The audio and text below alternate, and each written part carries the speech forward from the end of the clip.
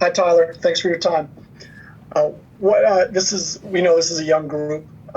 What lessons were learned, and what are some of the things you can apply from the last window now towards this new window, given that experience?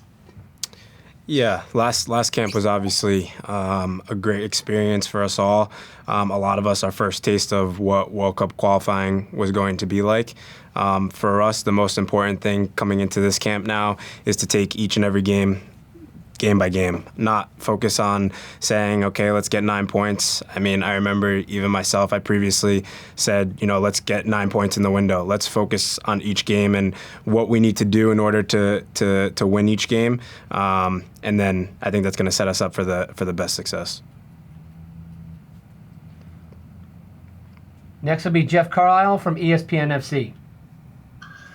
Thanks, Michael. Hi, Tyler.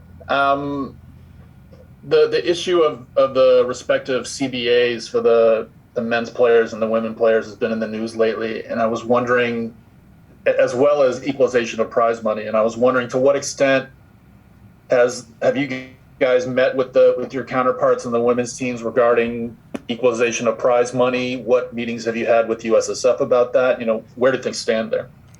Yeah, to be fair, I don't know obviously all the details of everything that's going on. There's a lot of different factors that come into place with what's going on right now. From my personal perspective, I've seen that a lot of it has to do, of course, with FIFA and what they're willing to accept and how they can grant our women's team more prize money for their accomplishments, like they should be. But I haven't seen exactly all the transparency between our players' union and their players' union, but I know there has been communications. Next, we'll go to Brian Strauss from Sports Illustrated. Thanks, Michael. Hey, Tyler. I know you're used to playing every 3 or 4 days with Leipzig, right? Mm-hmm. Bundesliga, Champions League, Pokal, whatever. But I'm curious how the last month's games represented, even though it was like on a calendar, it looked similar, how it was maybe a bit different, whether it was the travel, whether it was the fields, the intensity, the environment. How was playing 3 games in 7 days in Concacaf different from playing 3 games in 7 or 8 days in Germany? Yeah, it's all a little bit different, of course. I mean, I think the initial factor is when you have to travel from Germany or Europe to coming to the U.S., for instance, and then, getting used to the time change. That's obviously a little bit challenging, but the intensity of the games are very similar, so there's no difference in that. But yeah, our bodies are used to it from playing on the European schedules and, playing in different competitions. So when we come to Concacaf and to World Cup qualifying, at least we have a little bit of a feel for it. And we're a little bit into our season now, so I think the fitness is there, which also helps. Next, we'll go to Chris Bills. Yeah, thanks. Hi, Tyler. Welcome to Austin. I'm just kind of curious about what you think about the facilities, getting to a new soccer city. What do you expect on Thursday, and just what it means to have another place like this that you can come back from Europe and kind of see the game kind of growing in this way. Yeah, my initial thoughts, to be honest with you, are it's amazing. I didn't really know what to expect. Of course, I've seen pictures of it, and I even have a couple friends that are playing here as well. But when I got down here and we obviously had our first training, the fields are amazing, the facilities are amazing. They have everything you need, and it's great as a national team when you can come here and train out of a place like this in preparation for important games. It gives the group confidence. It shows that American soccer is moving in the right direction, and it makes me really excited one day to come back to MLS and come back to places like this. Next, we'll go to Sam Stejskal from The Athletic. Thanks, Michael. Thanks, Tyler. Hope you're doing well. Greg has talked about how he didn't like the mindset coming into camp for the whole group, not just players and coaches, and thought you guys weren't quite focused enough. I'm curious, obviously it's only one training session in, but we're only a few days away from the game. What's the mindset like right now, and how, if at all, was communication different between the coaching staff and you guys from last window until this camp? Yeah, the communication between the coaching staff and the players is really, really good. And that's one thing that Greg has emphasized to the players, is that whenever we need them or they need us, we're going to be in constant communication about what our role is, what our plan is, and kind of the trajectory we want of the team. Yeah, I think that coming into last camp, maybe we were just a little bit naive and we didn't really know what to expect. And that's why we had to use those first 3 games as a learning process. And now you can already see, like you said, yeah, it's been one training, but at the end of the day, you can tell that the group is focused, and we know what our ambitions are, of course. But again, it's just that game-by-game mentality now.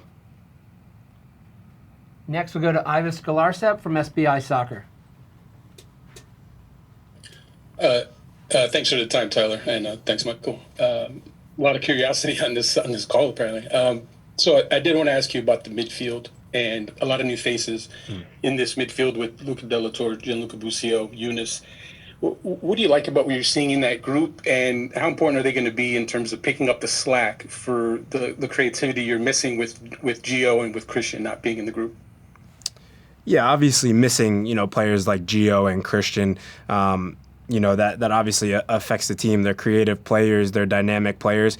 But when you look at the squad and the depth of the squad, we've always had that next man up mentality. And to see faces like this coming in, where guys are playing week in and week out for their clubs and doing really well, it's great to see. So obviously Eunice is someone that I'm familiar with. I've had a couple camps with him now. Luca Del Torre I grew up with and know him and how skillful he is and how hard he's worked for his own path, and to see him striving now and making his own strides in Netherlands is great to see. And Gianluca Busio, yeah, I remember playing some preseason games against him when I was at New York and he was at KC, and to see the strides he's made is unbelievable. So I'm really excited for him. Hopefully they all get opportunities. We're going to need everyone this camp. So yeah, in terms of picking up slack, I think that they all have their own qualities, but I think that they're going to be able to make a big impact with the team. Next, we'll go to Ryan Talmadge from Goal.com. Hey, Tyler. Last camp and at the start of this camp, Greg's talked about wanting to play faster. And I know that a few players, I think you might have as well, talked about how the team needs to break lines and be more aggressive and get into the final third and put teams under pressure more. And when you do that, it has a ripple effect from the attack to the midfielders to the defenders to the goalkeeper. So when you guys play more faster and more aggressive and everything like that, how does that change what you have to do? What are some of the things that you might have to do a little bit differently this camp from your position? Yeah, I think that I need to, from a personal perspective, I just need to try and get the ball in areas where I'm able to break lines more effectively and just get the guys in attacking positions the ball more often. I think that the last camp we had a tendency for our attacking players to come a little bit deeper and try to find the ball, and to be honest, that's completely normal for attacking players. When they don't feel like they can get the ball, then they have to come back and get the ball. So if we're just a little bit more efficient and we're able to get them the ball in better positions, then I think that's going to obviously have a big effect on the team, putting them in more dangerous spots. Next, we'll go to Henry Bushnell from Yahoo. Thanks, Michael, and thanks for doing this, Tyler. If you think back to last month, on the outside, in those days leading into the Honduras game, and certainly at halftime of the Honduras game, there was some panic from fans, or at least worry. I'm wondering if you guys, or if you personally, felt maybe not panic, but worry in those days, and if so, how did you overcome that? If not, how did you guys make sure that that worry, that long-term worry, never really set in? Yeah, we have a huge belief in our team and the quality that we have and kind of the goals that we've set for ourselves. So I don't think there was ever that sense of panic. I think we knew that the job was we're going down to Honduras and we're really going after those 3 points. And I think that, again, that first half was a little bit of a wake-up call for us and what we needed to do. And we had to battle more, we had to compete harder, and we just had to ultimately just leave it all out there on the field. And that's what the U.S. has been so good at in the DNA of the USA forever now. So in that second half, yeah, we definitely turned things around. But at halftime, we talked to each other as a group, came together collectively, and just told ourselves, let's dig deep. There's another gear that we can find and get into. And yeah, obviously we responded well. So I was really happy with that.